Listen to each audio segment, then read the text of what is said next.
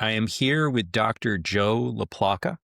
Joe has been a colleague and friend now for several years. We work together as he uses NeuroTrainer in his facility, Aries Elite Sports Vision.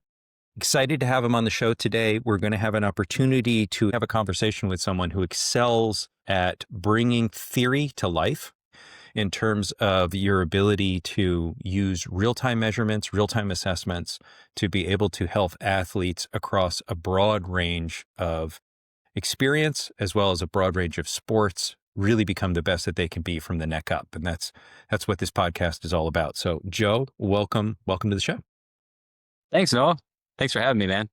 Yeah, it's great to have you here. Let's start off with a little bit about you and your work. So as I mentioned, you have really a unique facility, Aries Elite Sports Vision. Tell us a bit about it, how you arrived at this point in your journey, and then we can kind of unpack some of what you do for athletes and how this might help others who are listening to the show. Yeah.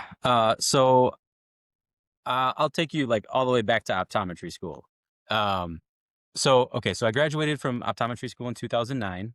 And then while I was in school, I saw a problem that there was athletes who had not had any eye exams potentially. Because I was one of those kids, as I came into optometry school, I had never had an eye exam my entire time in my life. And that's not my mom and dad's fault. That's not because we didn't have money. It's not because we didn't have insurance. Like, we just didn't think that it was a huge need or a huge necessity. So I got to optometry school, and in my first eye exam, in my first eye exam, I was like, oh my gosh, if I was an athlete and I didn't get an eye exam, how many other athletes are there out there that have never had an eye exam?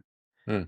And I was just thinking at it as from like just a general eye exam at that point. And then as I got into school and I learned more about the neurology and the optics and the processing and all of those other things, I'm like, oh my gosh, there's a huge opportunity here for like a sports vision optometrist or a sports vision something where we're actually helping these athletes make sure that they're doing well, but also like performing at their best. And I asked a bunch of professors and colleagues like, hey, like, why don't we do anything with athletes? And their typical answer was like, oh, well, they can see 20/20 usually. And that's pretty much that's all we need to get out of them. Right.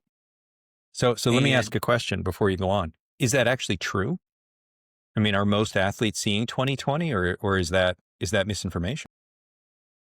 My experience is about like 60/40. Like 60% probably are seeing really well, like they're 2013, 2015, 2017, better than 20/20.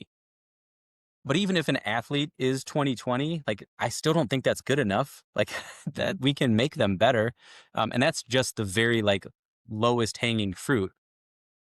Because if you think about it, like the better that you can see and the further that you can see, the more of an opportunity you have to process everything around you, or process a ball coming at you, or process those things. So all of it adds up. And even if you are 17 years old and your vision is 20/20, okay, that's not what the next level of athlete is. Like that's not what the best athletes in your group are seeing. They're seeing even better than you are. So what does that mean? Like, I hate to keep stopping you, but it's so interesting. It's because I think I consider myself pretty knowledgeable in the world of human performance. And I would have assumed that, hey, I'm at 20/20, check the box. But this idea that there's something better, does that mean that we're like pushing for 2015, or are there other elements of vision that we can improve that give us more information and therefore more opportunity to perform? both of those are the correct answer. Meaning 20/20 is just the normal, like Susie from the 40-year-old mom down the street can see 20/20. That's like a normal. That's what you should be seeing 20/20 at 20 feet. But let's say 2013, what that actually means is at 20 feet, you can see what somebody else has to be at 13 feet for. So Susie has to be at 13 feet while you can be at 20 and still see the same thing. So you're seeing almost, double what she can see. I think that's what athletes should be going after. They should be going after the human capacity, which is like 20/8 or 20/9, and not be okay with 20/20, right? Wow. Now, those are like in ideal situations. Those are with perfect optics. Those are with like all of those things functioning really well. But there's no reason that most athletes shouldn't be 2013 or 2015 at the minimum. Interesting. Okay. And so that's the very, very first part of it. The other part is like, how do our eyes actually like work together? How is our binocular system set up? How do we move our eyes and track objects? How do we like how do we go from near to close, back to far, right? Like you're tracking a Hmm. ball and you're playing soccer and you're receiving a cross. Well, you have to judge where that's coming in, and then you have to anticipate and get your body in the right spot for a header or for a volley or whatever. Like all of that takes coordinated action, but you can't do that well if all of these systems are not aligned and functioning at their highest potential.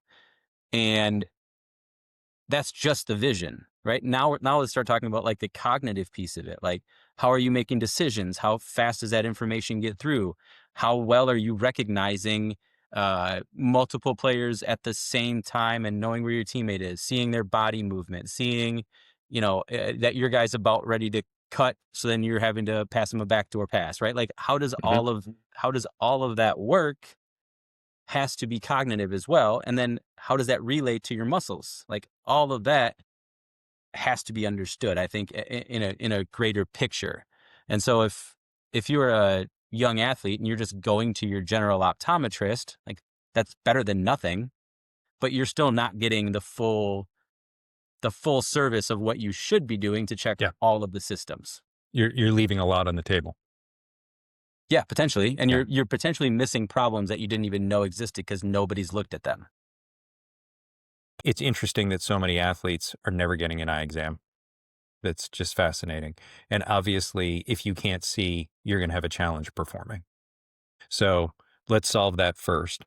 Then let's optimize. It sounds like it's first, let's solve. 2020 should be your baseline, and then we can improve from there. And then you cross over into the cognitive. And I think it's so interesting. I'd like to hear your perspective on this because I've had these conversations with others in your field. They've talked about a sort of a pyramid where at the bottom of the pyramid, you're addressing basic functions of the eye, sort of mechanical functions of the eye. It's do you have 20/20 vision? Are your eyes tracking correctly? Do you have healthy saccade rhythms? And then as you move past that, we start to cross over in this above the neck into cognition, or what we'll think of as the neurocognitive domain. It's often described as reaction time, or decision making is the crossover point. Do you have a point of view on this? Is when do we go from vision, which of course the eyes, as we've said before, are really an extension of the brain. When do we go from vision to neurocognitive? And then what have you done as you've developed over time to address the neurocognitive? Yeah. So, okay. So there's a difference between sight and vision, right? So sight is like how clearly you can see something, just like your clarity. But vision is the part that's done in the brain. So I think my my assumption is that it's post LGN. So the LGN is called your lateral geniculate nucleus. And this part is the part that filters all of the information initially. And so I think that's really where we get into cognitive versus sight. And then once we start filtering, that information then goes to the primary the occipital lobe, so the primary visual cortex, which is primary V1, right? So now we're putting all of it from right eye, left eye together, filter it, and then we start processing the information. So Mm. I really think it's like V1 is where we start the vision part of it. Like, how are we perceiving what we're seeing in the world versus sight of the just like the purely um, functional aspect. Like, are your photoreceptors firing? Are your cones firing? Like, is that information crossing at the optic chiasm? Like, are all of those things functional gives you Hmm. sight? Hmm. And so I think that's really the distinction. Because then from V1, it's what am I seeing? Where am I seeing it? So like your ventral and your dorsal streams. And then all of that information flows eventually to the prefrontal cortex. And then that's where we make decisions, right? Hmm. So it's like these little stop points along the way are like, okay, we have this. Okay, we're doing this. Okay, we're figuring this out. Okay, now we're making a decision based on that information. And I think that's like, I think it's hard to pinpoint a spot, but I would say like most of it is going to be your occipital lobe and your V1 cortex. So that was a great journey. I assume then there are potential sticking points along that way. So if Yes. if I'm coming to your facility and we're starting with an eye exam, now walk us through what are some of the common issues on the pathway towards going from sight to vision to cognitive, and how do you address them? Yeah. So, I mean, that's why our evaluation takes an hour and 15 minutes long, is because we're looking at every single point along the path from sight to execution, right? So what does it look like coming in? How clear is it? Um, how do we deal with contrast sensitivity? How do we deal with how we're taking in the information? How do we deal with our developmental eye movements? So our saccadic ability and then our smooth pursuit abilities. Like I'm evaluating all of that stuff. Hmm. And that really then allows me to paint a full picture of what the athlete's visual and cognitive and motor systems are doing together as one. I think that's the bigger picture. Like, I think optometry just in general stops at vision. It stops before like any of the other processing stuff. It's just like, okay, how is your sight? Is everything functioning? Is it healthy? Great. And then they're done. And me, I'm like, that's point A. Let's keep going and do the other things for the athletes. So that's great. What for somebody who's never been to your center, including myself, an hour and 15-minute consultation, what are some of the tools that you're using to run that assessment? Yeah. So we'll use traditional like optometry stuff. So like I'll take a look at what is their prescription, what do they need for glasses and contact lenses.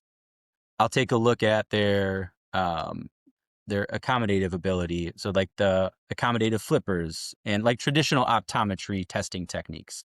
So that's So probably like I was another just there. 15 to 20.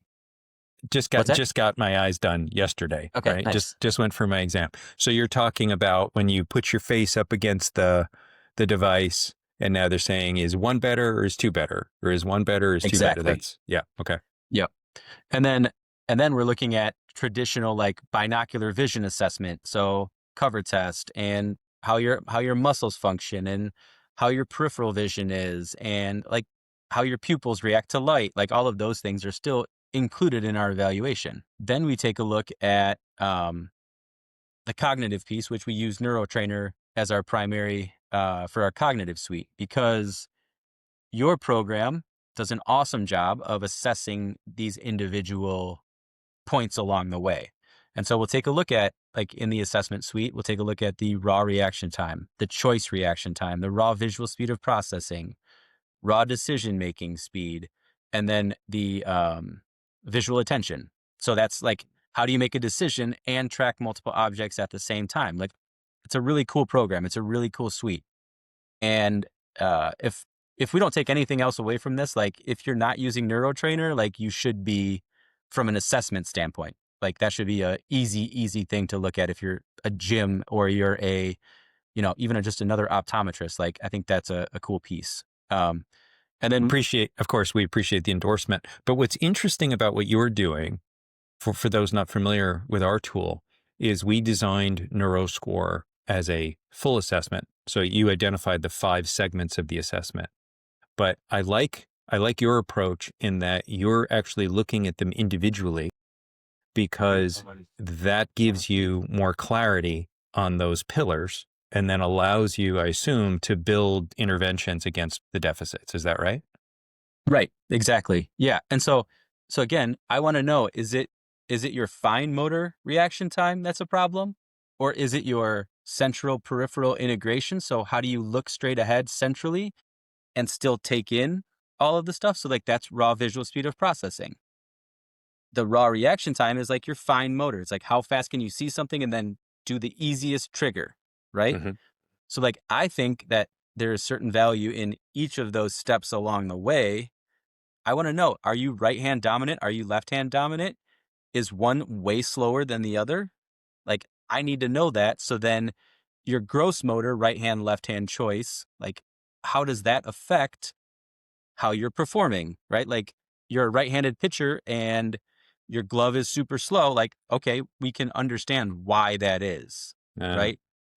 And so like I'm able to pick that stuff apart, which I think is the coolest piece. Because if you want to just do the assessment and run it as a general just to kind of see what their score is and then see how they've improved over time, that's great. Like I think that that's good for 99% of people. mhm, I'm super analytical and nerdy and like want to know all of it. So mhm. that's why I wanted to dissect it and see if we could do it the other way. And I found a lot of value in it because we track that individually on our side. Right. So I come in, I'm going through the assessment. We're doing the classic optometry pieces. Then we start to do more of a neurocognitive assessment, in this case, breaking up neuroscore into its individual components. Get through all of that, hour and 15 minutes. And then what are the next steps? What's the journey, the athlete journey in your facility? Yeah. So after that, what we do is I'll s- I'll, I'll send you your report. So I'll say, hey, here's where you are ranked against our patient pool, our patient population of other athletes at your level, or like in general. And I'll say, hey, these are where I think you have problems. These are where I think you're really, really strong. And these are the things that I would work on if I was you in this situation. And then they decide if they want to do training with us or not. And I think it has to be valuable for them, right? They have to understand that it's going to take a lot of work. It's going to take a few months for you to feel results. But I think that if they want instant results and instant gratification, I'm not the spot for you. Like that's not how we do things. Like if you're an athlete, you know that you have to put in the work. You don't get results you didn't earn. And like I think that's our like we earn milliseconds. Like sounds small, but like that's what we do. We earn milliseconds where we're at, and that's potentially game changing for a lot of these athletes. I love that phrase. We should do that as a t-shirt. Yeah. Earn your milliseconds, because it does. It sounds to someone who's maybe not intimately involved in sport, this idea of we can improve your reaction time by 24 milliseconds sounds insignificant. Right. But for instance, you work with a lot of baseball players, I think. So what does 24 milliseconds get me if I'm batting? Yeah. So that gets you potentially 20 to 30 points in your batting average. Like I'm making those numbers up, but like realistically, the thing about that is it takes 350 milliseconds for the ball to leave the pitcher's hand and cross the plate. So if I can give you an extra 25, an extra 50 of processing speed, like that slows down a 95-mile-an-hour fastball to maybe an 85-mile-an-hour fastball, right? Like that's a big difference because we're actually speeding up your brain so it perceives it faster. And so it slows down the ball. Like I know it sounds theoretical, but like that's really what's happening. We're just giving your brain more ability to get the information through faster so then your muscles can make the decision to go or no go. Right. So what we'll often hear from athletes, and I always think of this as that sort of transition moment where any kind of cognitive intervention is paying off.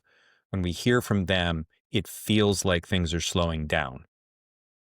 To me, that's one of those landmark moments. Sure, we can take you through data and we can show you we've increased your decision making speed, but it's irrelevant until the athlete experiences it in play. And Yep. so for me, it's definitely it's a celebration point when they come back and they say, hey, you know what I've noticed? It feels like things are slowing down. Because in essence, so we should get to the interventions. In the intervention, we're going to overclock the brain, right? We're going to push the brain. As you said, you're here to work. We're going to push the brain hard. We're going to create the right kind of cognitive load because the brain's going to adapt to that load. And therefore, when we put them under less load, everything is easier. Is that accurate? Yep.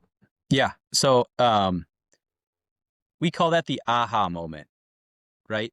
Where they have this like, oh, like after 2 or 3, it's about 2.5 to 3 months of training, they can now do something that before they weren't quite able to do. And that's when I'll get like a phone call or a text message or an email saying like, hey, wanted to share this really cool moment with you. Because genuinely that's when they found the work paying off for them in their sport. That's the translation point. And then I know I have them for the rest of their career because they're like, I know that this is working and this is a competitive advantage that I now have over other individuals who are not doing this. Right. And I think that there's a point where the brain optimizes structures for efficiency, for performance. So if you're a baseball player, your fusiform gyrus is better at picking up rotation on a ball, when it leaves the pitcher's hand. Like all of those things are things that just take time to change, but your brain has to actually change structure and receive information differently. So like we're actually changing the structure of how the information flows through your brain to your body and your muscles. And that just takes time. Yeah, that makes sense.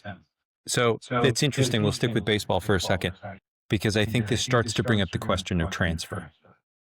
So you describe it as I see the baseball differently. I'm picking up the stitching on the baseball differently. So some players will say, well, then all I need to do is just get more reps, right? How do you counter that point of view? So we do zero sport specific training. So like I'm not training a baseball player in anything related to his sport. So like I'm not putting them in the VR and having them run when reality. It does that's doesn't that doesn't impact them the way they think it is. Right? It might be good that they're getting reps, but they're not actually getting like they're not challenging it to a certain point of like improvement or plateauing, improving that plateau part. Or I'm not having a hockey player do hockey drills in the office because that's, in my opinion, it's too complicated to set up and the reward is not as high as if we just ran things the right way to push them differently. So I think that, let's say for a baseball player, just okay, I just want to get high reps of this thing. Well, they're not going to be throwing as hard as they are in the game. They're not going to be like the ball's not going to fade the way that you think it is in so all of those things, those metrics are just going to be different than if we were just training in the office and just tracking it. There's going to be that transfer anyways. Does that make sense? Yeah, it does. And it is this idea of, to me, it's this idea of skill acquisition and skill refinement versus improving the mechanism in the machine.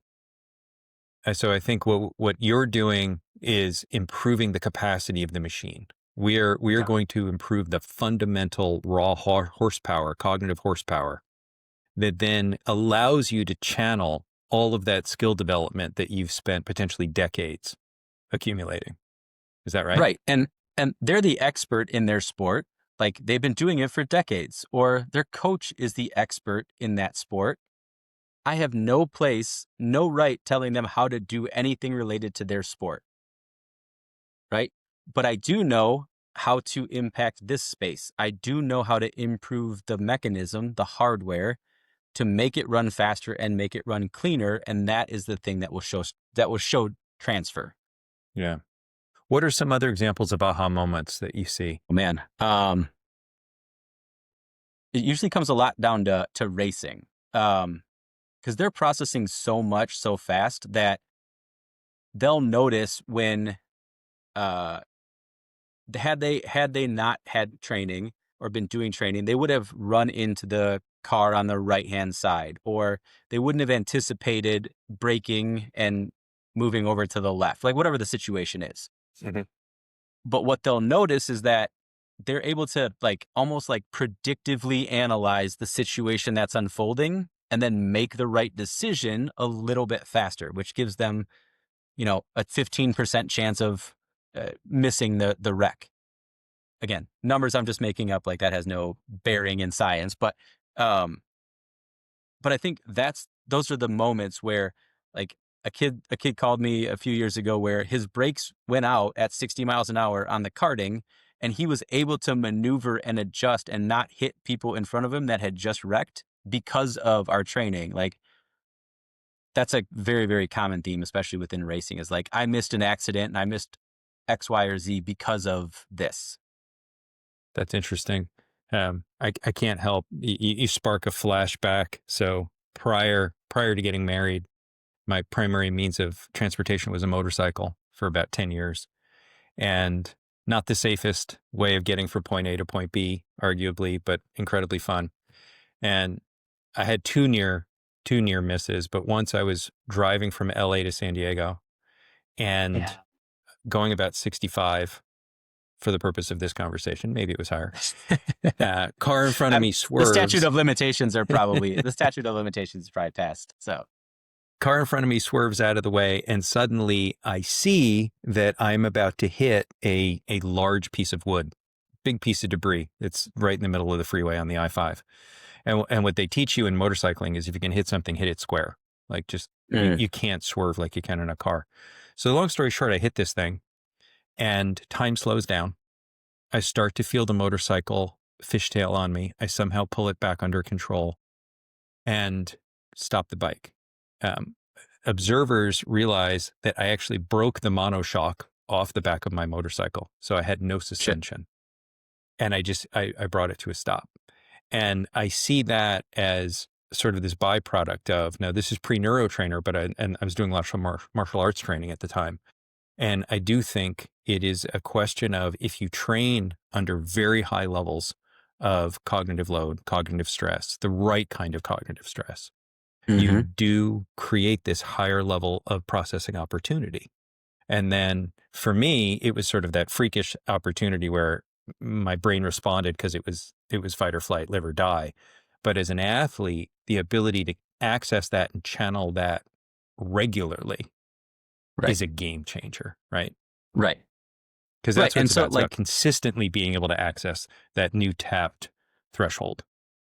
Right. And without understanding the metrics that, like, what is your new threshold? Like, I think that's an important point too, is like, as we do training, that changes what your threshold is or was, right? Like, your new high score on NeuroTrainer Gust is this.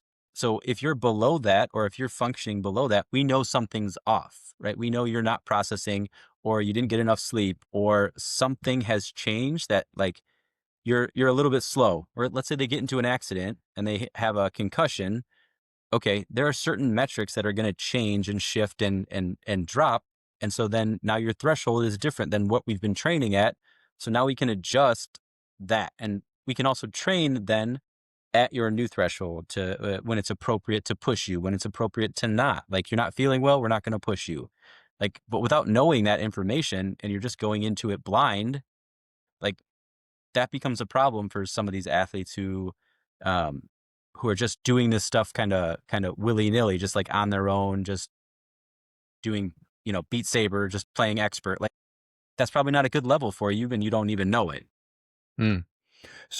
So you brought up a couple points there that I want to unpack. So one of them is you started to mention sleep. So I'm curious, how much do you look at if some of the other factors that we now know absolutely impact performance? So we know sleep impacts performance, hydration impacts performance, total cognitive stress.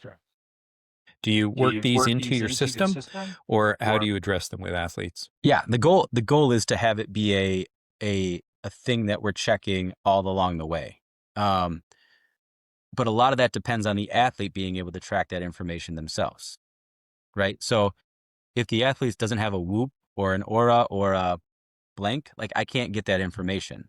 With some of our athletes, as they're in session, we're tracking their heart rate because they have a whoop. So as they go and run a drill, and we have to have them go on a 30-second bike sprint and then come back up and run the drill, we're checking what are you pre-drill, what are you post-drill, and then go do the 30-second sprint again. So we're looking at, like, their HRV, right? Their hydration. We put all of our athletes on supplements that we think are really good for them. So like Vision Edge Pro, and I'm actually working on a little bit of research study on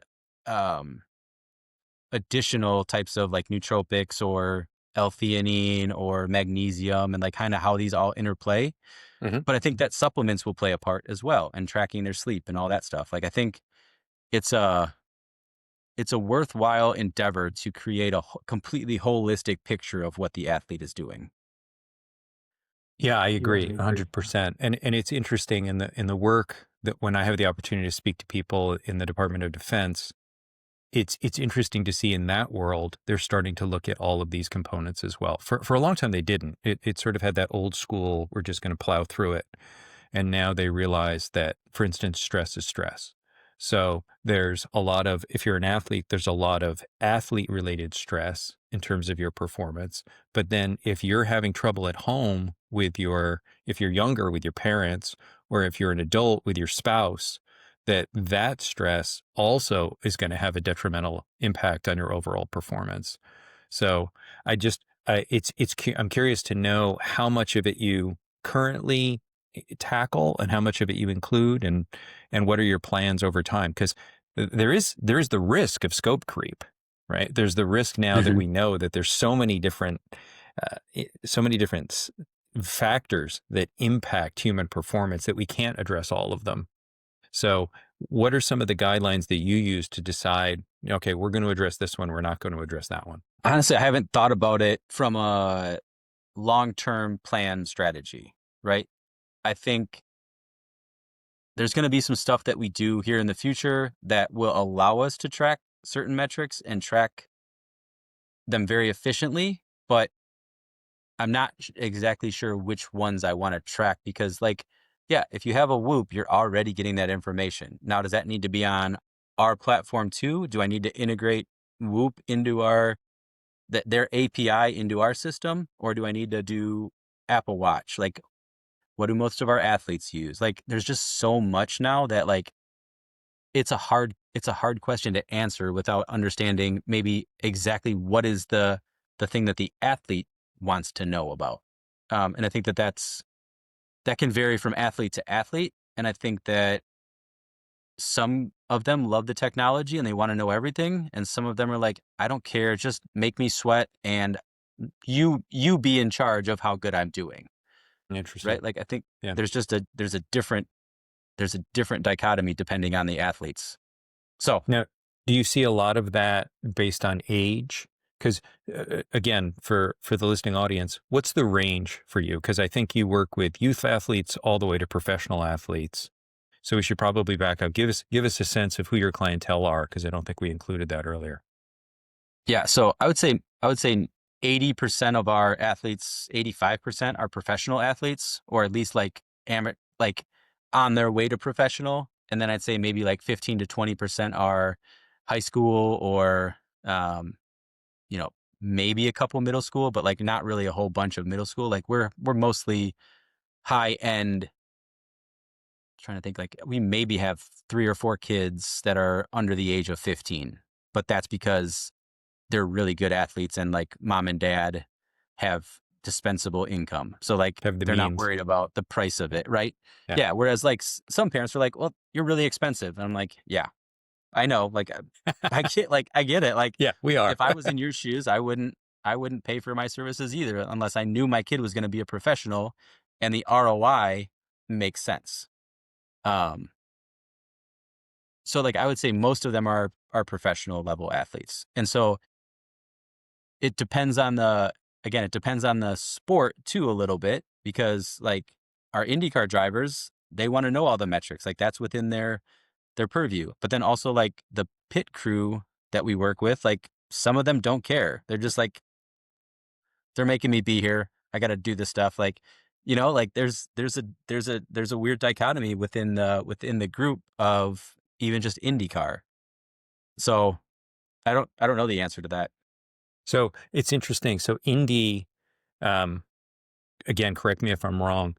In the world of IndyCar, clearly the cognitive, I mean, the vision and the cognitive, this is the sweet spot, right? Like that we can think of a handful of tasks that require extremely high levels of visual processing. decision-making speed, reaction time, choice reaction time, but consistently. Because in a lot of sports, it's sort of an on and off, right? You're going on and off the cognitive throttle, if you will. So if I'm in soccer, there are going to be periods of time where the brain's recovering. And then there's going to be periods of time where I'm closer to the ball and I'm going to have to be much more engaged. But once I get in a car and I start driving, I imagine there is no letting off the metaphorical throttle. Is that right? Right. Yep.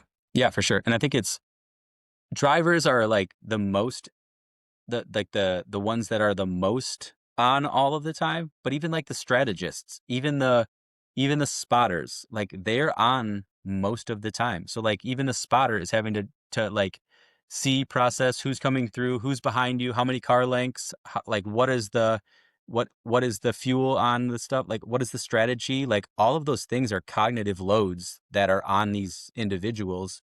Even if it's not a physical load, it's still a cognitive load that is really high and demanding. So like I think there are multiple pieces within IndyCar that before doing this work, I had no idea existed. And now it's like, oh my God, like all of these people should be doing what we're doing, or at least some version of it, because it's a lot. So help me. Spotter is not obviously in the car. So a spotter is. So spotters watching their car, their team's car, they have one teammate that they're, or like one car that they're looking for, and they're watching to see how the race is playing out, and they're implementing the strategy for the driver. So they're talking in the driver's ear as well. So now they have an audio component of, hey, Newgarden's 2 cars behind you and his fuel is blank. So here's what we're going to do from a race strategy. Or, hey, there's rain coming. We're going to switch to different tires because this is the strategy that we think is going to be the best to get us over or fuel is getting low. Yeah, we need you to conserve fuel. Like all of those things is like, okay, now I have to add that into my load of information while I'm driving 230 miles an hour. Like that's a lot. And then, so It's a then lot. the spotter, they have that depending on the race, they have a couple of spotters. So like for IndyCar, I think they have 3 or 4. And so like each spotter is telling the car what's happening as they're coming through. So they have to understand and see the race and then process the race and then auditorily give that information to the driver as quickly as possible. What you're describing, and I've heard this before, is as close to, in terms of similarity, is as close to air combat as I've heard. And we're having an opportunity to work more and more with pilots, with combat pilots, and especially the two-seaters, where as the pilot, I'm the primary, I've got my weapons person behind me, and I'm physically still turning my head, interestingly enough, at 9 Gs, which I can't quite imagine. I have multiple audio channels coming in. It's hard for me to imagine a more demanding, not just cognitively, because we think of this as very cognitive, but also they're both incredibly physical activities, right? Both of them are, in terms of Indy racing, I imagine the smallest miscalculation physically can literally lead to a collision. And we know similarly when you're in a plane. So I'm curious, you have several Indy drivers coming through your facility. Do you see standout metrics, or do you start to expect standout metrics from drivers that you don't see from people in other sports? Have you started to notice that kind of differentiation? It's weird when you're at the, like when you're dealing with people at the top of their sports, right? So I think certain athletes will be better at certain skills. Oh, sorry. Certain athletes will be better at certain skills just because maybe that's how they're just hardwired that way. But I think as a group, like pilots and IndyCar drivers have a little bit better visual processing, but goalies have better eye-hand coordination. Like their processing to the motor action is better. A soccer goalie is going to be better peripherally than a hockey goalie. Like there's little things that we can pick apart between like position within sport. Like there's things that can be picked apart, but as a whole, I think at the upper edge, I'm looking for like the deficit that is going to, if we change this deficit into a strength, like that is going to change your world. And I think that's really what I'm like looking for and interested in. I think is that like, Yeah. how do we What give is you just holding a little back? bit more? What is the one or two key metrics that are holding you back? And then how do we train those? Right.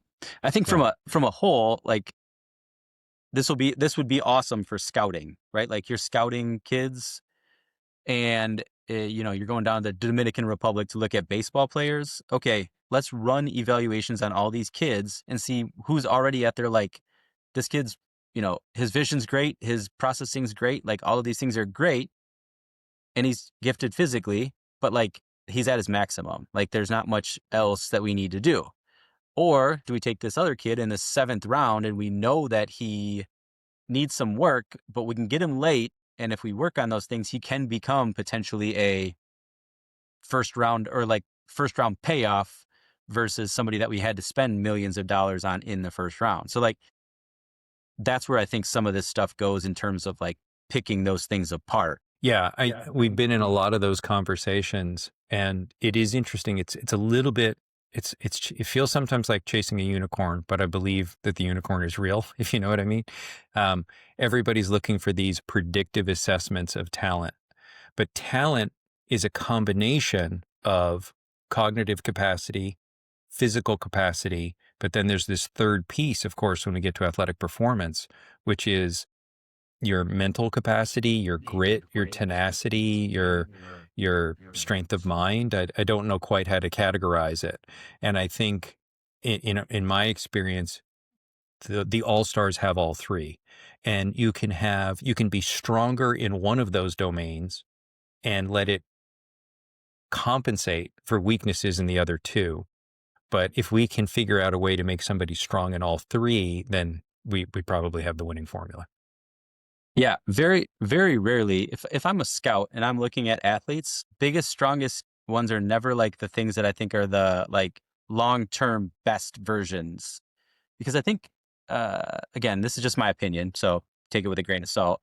But I think that the grit piece of things is the most like undervalued, like signal to somebody's success, right? Like there's nobody that's going to outwork me. There's nobody that's going to outdo this thing. And I think that's an important piece that we can kind of like track and we can kind of assess, but like nobody's really put a pin on it yet. I don't think from like how does this work in their brain? Like where is this exactly? Like I've done a little bit of research into it, and I think it's the frontostriatal what's it called? The frontostriatal. Anyways, there's a piece in the brain that I think is associated or tied to grit. And I think that sometimes in Interesting. those athletes, it's a little bit higher density of gray matter. But I think that that's a cool piece. I think that that's an interesting thing that if you can find somebody who has all three, man, you hit the jackpot, right? Like Yeah. a LeBron James Yeah. has all three. Yep. Steph So Curry. back, yeah, right. So backing up just a little bit, you run the assessment. Let's do a real example. You identify that someone is deficit in pick one. So what are you most concerned with? Let's do that. Which metric do you think is going to move the needle the most cognitively? Choice, choice. I think it all comes down to choice decision time. So I think Okay. if all things being equal, and if I know I can clean up the visual system fairly easily, like there's no like really big problems where I'm like, I'm going to refer you to a vision therapist or somebody who like specializes in this specific diagnosis or this specific problem. If it's all pretty like general and like I can clean it up pretty easy, I think if we're looking from a like a large funnel down to the base of one, like what one thing is impactful, I think it's choice decision time. So it's that choice reaction time minus raw reaction time. And that gives you like how long it takes you to make a decision. And my experience has been anybody under 150 is great. Anybody who's 100, like sub 100 is exceptional. Um, and so that's really where we try to push our athletes too, is to get that sub 100 and how long it takes to make a decision. So how do you train that? So that's through the entire process of training, right? So like that 2.5 to 3 months of training is built on the progressions to get them to work on that choice decision time. So it's all of these little things together right? You talk cognitive load. It's all of these little things together that add up to improvements in choice decision time. So how do you track multiple objects at the same time while doing a math problem? Like how are we changing the task that they're doing to then improve how they're processing these pieces of information all at the same time? And then how are we like working on their raw reaction time, their choice reaction time, and like pushing those things? So let's say we have fit lights, right? And we start out at level 2 and purple only, and that's raw reaction time. And their score is, let's say, 300 milliseconds for average at over 50 of them. So again, Joe, just unpack that for people who might not really understand. So fit lights are beacons, right? They're going to light up. So they're physical beacons. You're going to space them out on tripods. So Go ahead and take ours the are narrative. actually set up. Ours are actually set up on a wall, and the wall is spaced out based on our specifications. And so we set up like level 1, level 2, level 3, like we have levels set out. So we standardized everything. So that, I think that's the biggest thing, is to standardize it is hard, but it's necessary because then I know what impact these things are having on the individual. Such an important point, right? If you Right. don't standardize not only the assessment, but the intervention, you have no way of reassessing if the intervention is having an impact. Exactly. And so let's say we're all on level 2 and their reaction time is like 300 milliseconds for their raw reaction time on level 2 for just purples only. They don't have to make a decision. They're just going as fast as they can to hit these targets. Okay. The thing that I would change then to determine what is their choice decision time, I would say we're going to go to red, green. So right hand red, left hand green.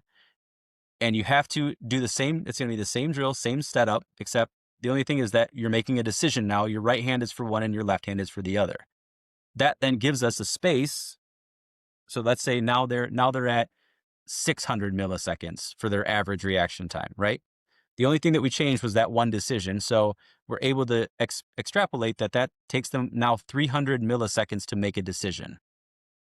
So that's where we work. So we work to decrease that 300 milliseconds to 250 to 200 down to 150, right? But that's all done through a process of expanding the level out, expanding the difficulty, making the target smaller, adding strobe glasses, adding weighted hands, like doing all of this stuff, but in like a research setting way, so that we know when we change a variable, that variable had this impact. Mm-hmm. Right? If you're just changing things to change things, you're wasting time. Because if you can't put a pin on where the change happened or what the impact of that change was, why are you doing it? So I see a Yeah. lot of like Instagram drills and a lot of like, people dribbling basketballs and then they're touching the cone and they're doing like all these things. It's like, I get that's more fun for the athlete. Like I understand that. Like it's more flashy for internet, it's more flashy for Instagram. Like I get that. But you're not doing anybody any service by not standardizing it.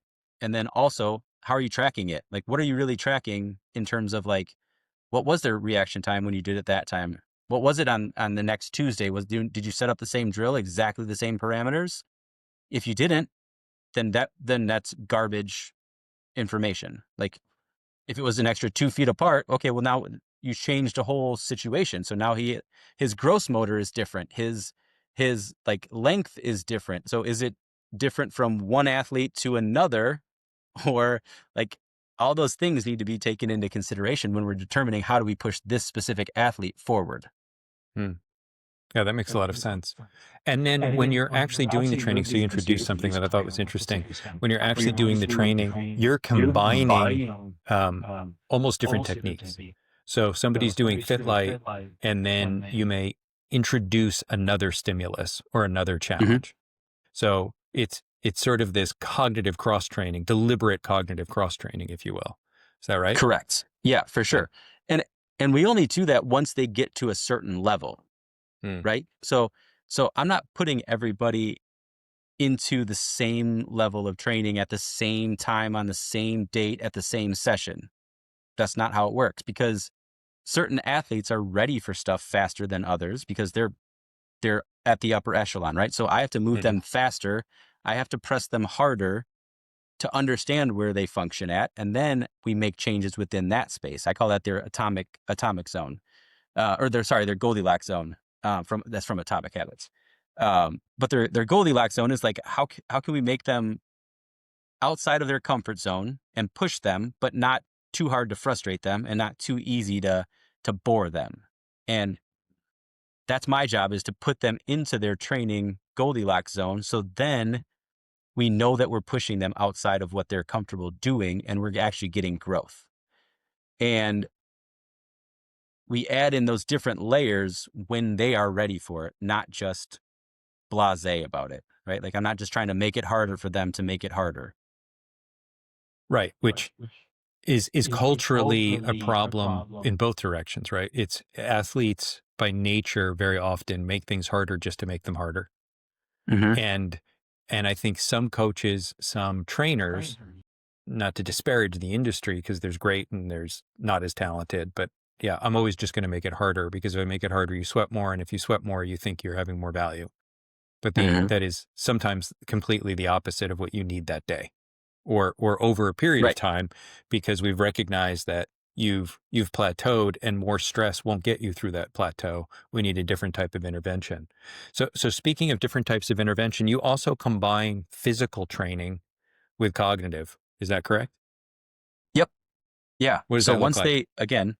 once they get to a certain point, once we've pushed them through, let's call it 2 months or 3 months or 6 months, whatever it is, depending on that athlete.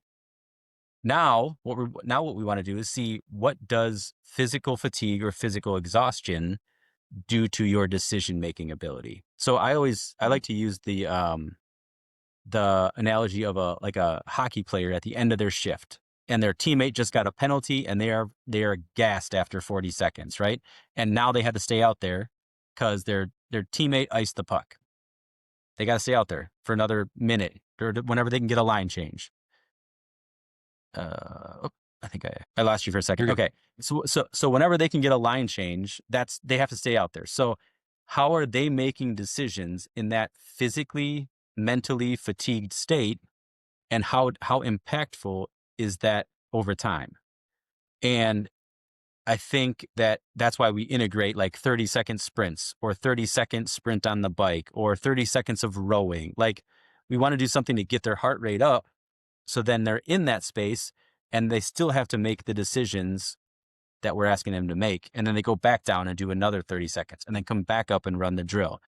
Because I think, I know me, I make worse decisions when I'm physically fatigued and I'm like huffing and puffing and hands on my knees, like, I'm making worse decisions then.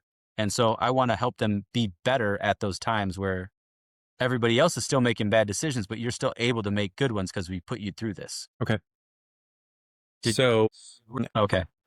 Yeah, so at the end of a shift, like, that's why we put them through the physical fatigue stuff, is because I want them to be the ones making the best decisions at the end of their shift, versus their other players who are, gassed and they're making really bad decisions. They get another penalty because they were so tired and they just threw their stick out to hook them, right? Like, that's not what we want. And we want, like, them to be making the best decisions possible at the height of their physical fatigue. Fourth quarter, 2 minutes left. Who's got something left? Those are the yeah, those are the separators, I think. yeah, I think that's interesting. I like the fact that you're really using the principle. So back thinking into my history when we were at TRX, we talked a lot about earning progressions. You're really using the principle of earning progressions. We're not just going to throw everything at the kitchen sink and the athlete to keep the athlete engaged and interested and entertained. We're going to approach this systematically. We're going to have milestones of performance. And based on passing those milestones of performance, here's the next level of intervention. And you're going to adjust up and down appropriately based on the performance that you see in real time in order to get them to the long term. Yeah, at the very Yeah. beginning, you mentioned, it's going to take 3 months before you really start to see a difference. putting that right in front of an athlete and making that clear and is got to be so liberating because now you know either you're in or you're out. Hmm. And we live in a world, I mean, this is all about immediate gratification, right? I mean, like, I get upset when Amazon says it's going to take a day to get take a day. I'm supposed to be able to get it this afternoon. So I applaud the strategy and the fact that you're able to really continue to refine a system and put it in play over time.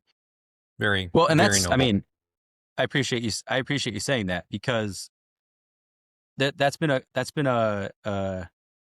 early on, that was a problem, right? Like, I, uh, I think I wanted to like give them the best results, the fastest, and like prove to them that what we were doing was working and blah, blah, blah. Like, I had a lot of insecurity around what I was building initially, because I didn't know if Mm. it was going to work. I didn't know what I could stand on.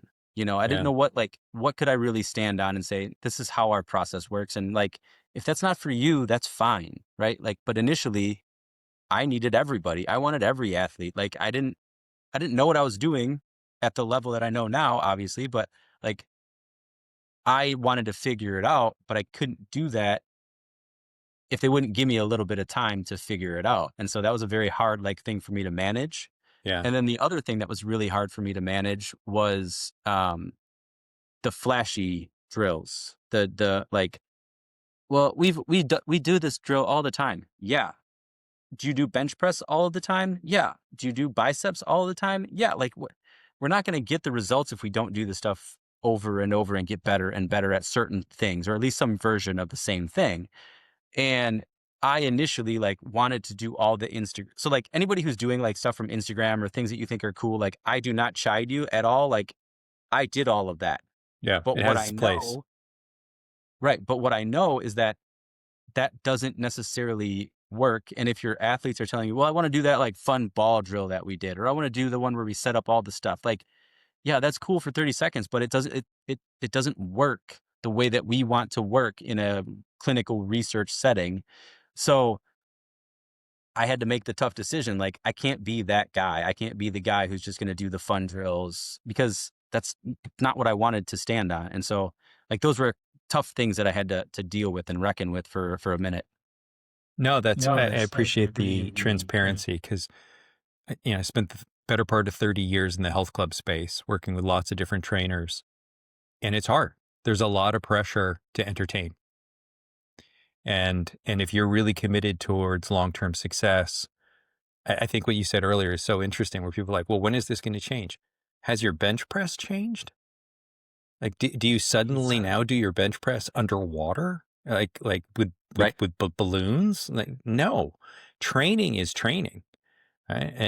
And Hmm. so it it's wonderful to see training centers evolve. It's wonderful to see the whole industry evolve for athletes to start to embrace this much more holistic approach to really understand that there is this constant matrix that needs to be adjusted. But at the end of the day, so much is dependent on what happens from the neck up, right? Hmm. Because as we identified of those three pillars that we were sort of kicking around, grit is from the neck up. All of the cognitive domain is from the neck up. Brute force coordination is not, but it's still dependent on it. You can't have coordination without a fully functioning processing brain, right? It's the master controller. So love what you're doing. Okay, so you were kind enough to call out NeuroTrainer early on. We love the fact that you use our platform. Let's quid pro quo. If people are interested in learning more about Dr. Joe and the work that you do, where do they go? What are their options? Yeah, you can just go to our website, arieselitesportsvision.com, ARES, elitesportsvision.com, or you can go to our Instagram. It's just at Aries Elite Sports Vision 1, and check out some videos. And, those are probably the two best spots. Or I have LinkedIn as well. Um, Uh, same moniker. I'll put all those in the show notes so that people have easy access to them as well. Well, Joe, it was a pleasure. I know we've been working on this for a long time. Great to have you on the show. Love what you're doing. At some point, I need to get out there and experience this. We'll do a live episode Love from to. Aries Elite Sports Vision. Let's set that as a goal for 2026.